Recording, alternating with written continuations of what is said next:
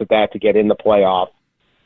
And then you have this 1-2 matchup, which would have been incredible 2 weeks ago in the regular season.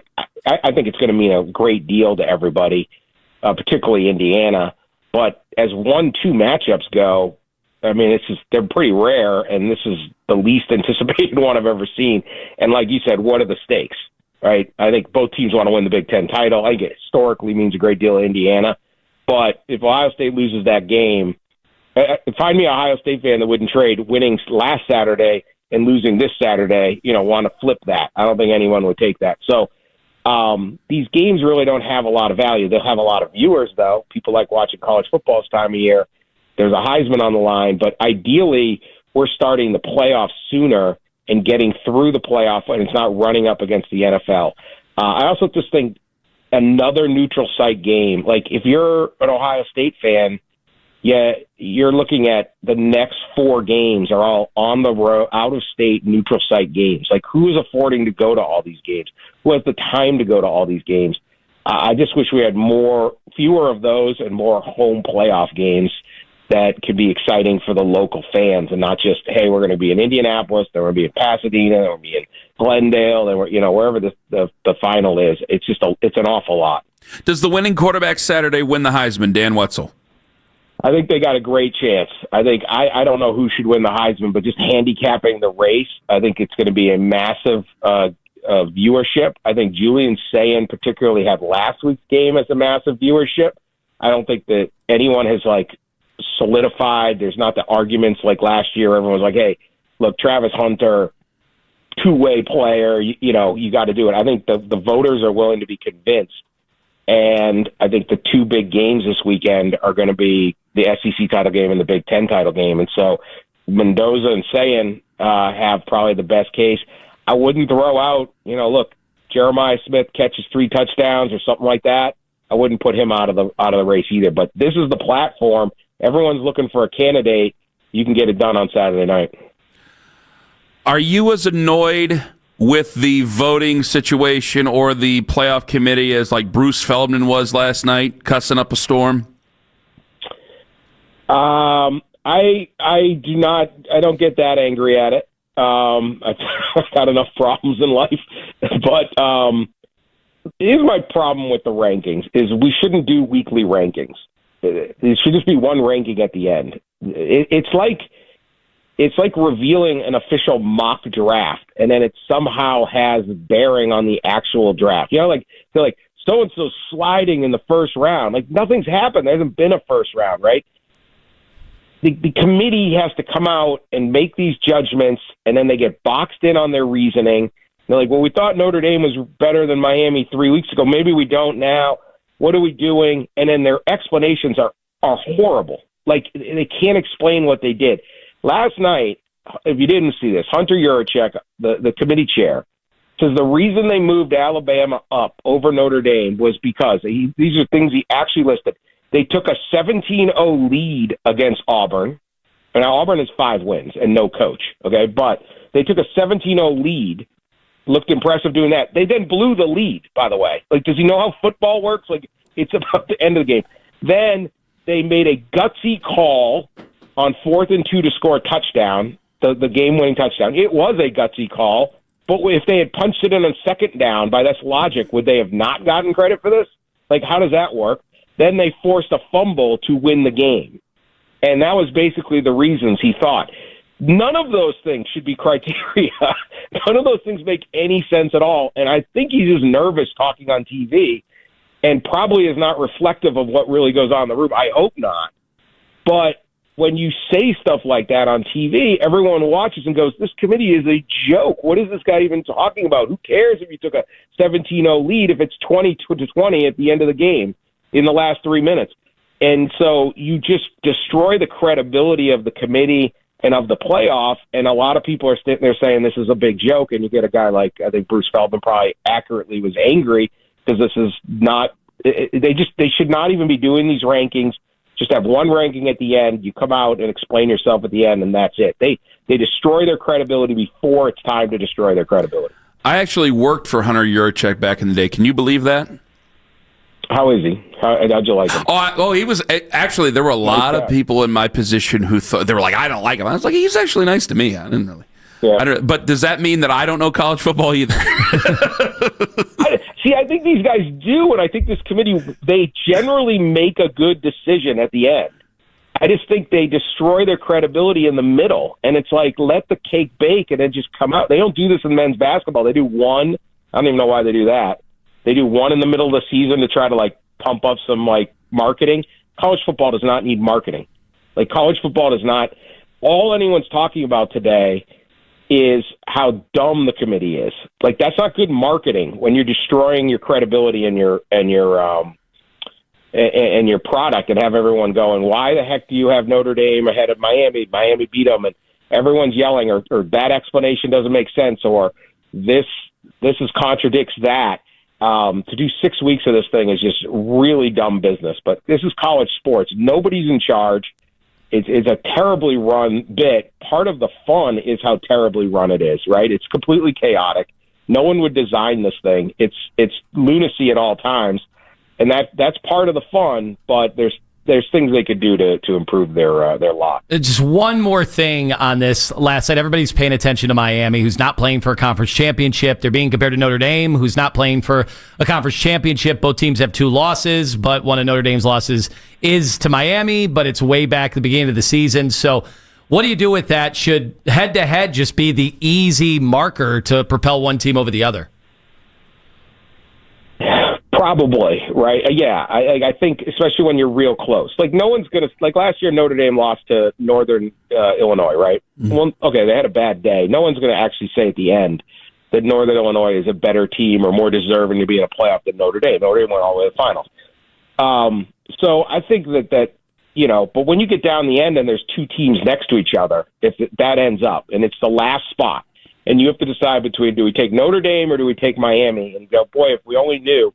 And say, look, I personally think Notre Dame could win the national title. I think Notre Dame could beat Ohio State. I would say that only about a couple teams. I think Notre Dame's really good. But they lost to Miami. And if Miami's saying, look, we beat them, how do we not get in over the team we beat? You're so far down the rabbit hole, it becomes tough. It's every tiebreaker known in sports. I don't care if you're at a T-ball tournament somewhere or getting into the NFL playoffs is head-to-head, right? So they should do that. But here's like part of the problem why people get so frustrated if you don't watch the show, and is your check yesterday is like, well, we think Notre Dame's better than Miami. So we have Notre Dame 10 and Miami 12. And then they said, well, could you change your mind this week? And they said, yeah, we can. Well, neither team's playing. So, like, what do you – like, how does that work? Like, all of a sudden, if neither team plays, and I think Notre Dame – if you think Notre Dame deserves it more than Miami, hey, fine, that's your decision. Someone's got to make a tough call in this.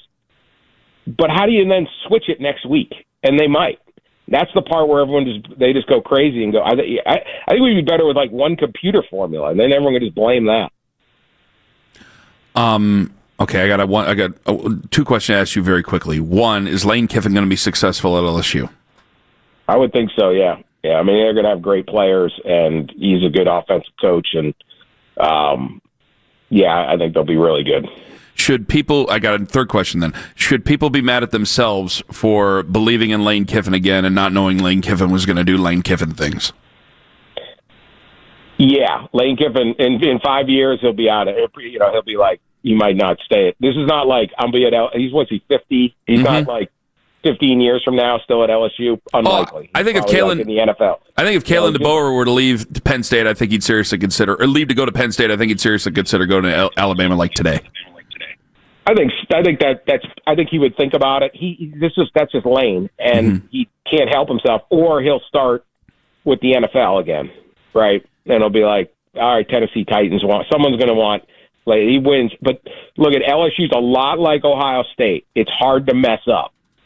You're the only big school in the state. There's a ton of talent in Louisiana, more than in Ohio probably, even though the state's smaller.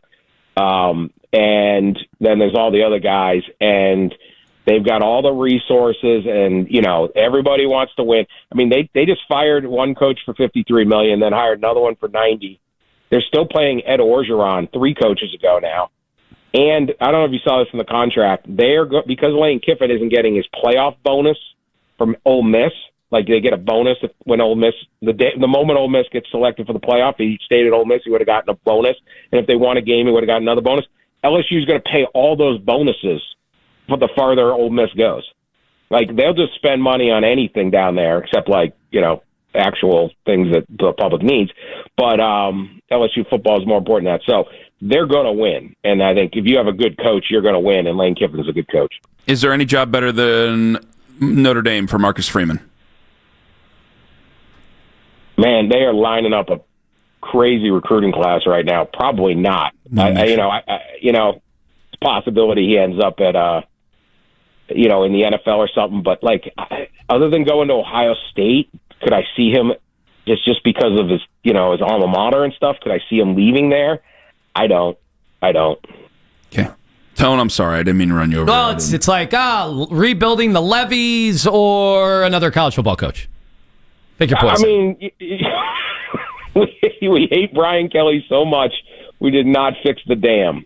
All he had to do was not be a jerk, he'd still be there. You know that, Dan. Yeah. Like if he were just not so insufferably nasty, it's like, okay, this year didn't go well, but he's a good. I mean, Ed Orgeron was given a little bit more time, and no one took him really seriously. It helps to be, yeah. Brian's thing is always but he wins, and so when that's your bit on why you kind of grit your teeth and go, but he wins. The moment you don't win, it's not working. It's not working. So, but he's the one with $53 million right now, not me. Find him on the Twitter at Dan Wetzel. Dan, thank you very much for the time. Thanks, guys. Dan Wetzel, ESPN senior writer, coming up in 5 minutes. Strange bedfellows at 9:44 on the Fan. You won't believe who agrees with one of us. Brad Evans here to help you beat the books with the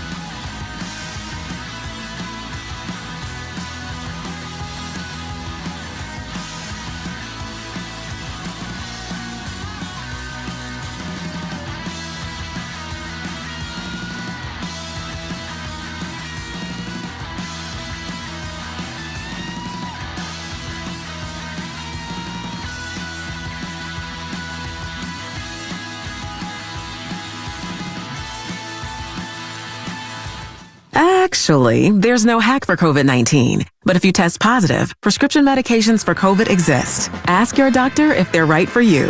Visit PfizerForAll.com to learn more. Sponsored by Pfizer. Listen to 92.3 The Fan on the Odyssey, iHeartRadio, and TuneIn app.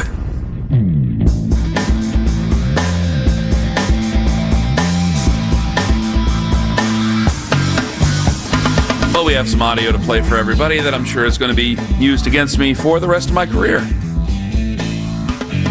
look forward to this audio. A couple people sent it to me. Not that many people sent it to me.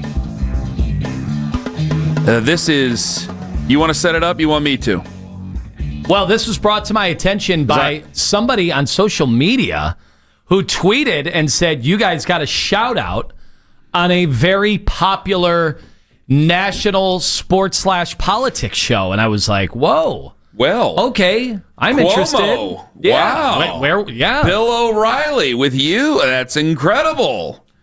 And I'm being somebody else. Mm-hmm. Riley Gaines. I'm like, whoa, the swimmer, the fifth place swimmer. She talking about us. This is Jason Whitlock on his show Fearless, talking about the Tone Master General and myself. Now even Jerry Jeudy is not allowed to get an argument with his quarterback without people calling him really bad things, putting up clips from Roots, calling Jerry Jeudy that. Like, you think a lot of teams want to invite you guys to the party? No thanks, not for a fifth-round pick. No idea about any of that. I'll show you. Well, I don't even want to see it, to be honest with you, okay? So I don't know anything about that. The chubby guy on the right is just scared to death. I don't even want to watch that. I don't want to know nothing about that. I don't want to comment on that.